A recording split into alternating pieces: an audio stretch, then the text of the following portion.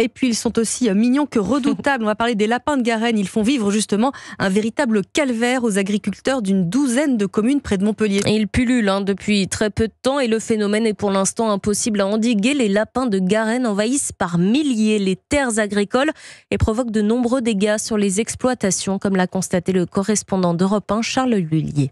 Dans le vignoble de Charles et Bernard, 2 hectares ont déjà été rongés par les lapins. Des filets de protection ont donc été posés sur chaque pied. Si vous plantez une vigne, vous mettez pas les filets de protection, ça veut dire qu'ils auront tout bouffé entre temps. Mais après, c'est les emmerdes. Le surcoût, quand il faut équiper chaque pied de vigne, 6 000 pieds par hectare, c'est du pognon. La période de chasse aux lapins a donc été prolongée de 2 mois dans les communes concernées. Mais il faudrait en abattre bien plus que les quelques 12 000 de l'an dernier. C'est ce qu'assure Bernard Ganibin, président d'une société de chasse. L'intérêt, c'est d'aller les endroits où il y en a et, entre guillemets, de la destruction. En tue un maximum pour éviter la prolifération. Prolifération qui serait due aux trop nombreux terrains agricoles abandonnés selon le préfet. Il a donc demandé au maire, comme Yvon Bourrel à Moguio, d'agir. Les acteurs, c'est les lapins. Le théâtre, ce sont les terrains agricoles. Donc le préfet nous demande d'enjoindre aux propriétaires qui ont des terrains en friche de les défricher. Vous allez le faire ? Bien sûr que nous allons le faire. L'autre solution a été la récente introduction de prédateurs comme les renards. Ils auront du pain sur la planche. À Moguio, Charles Lullier, Europe 1.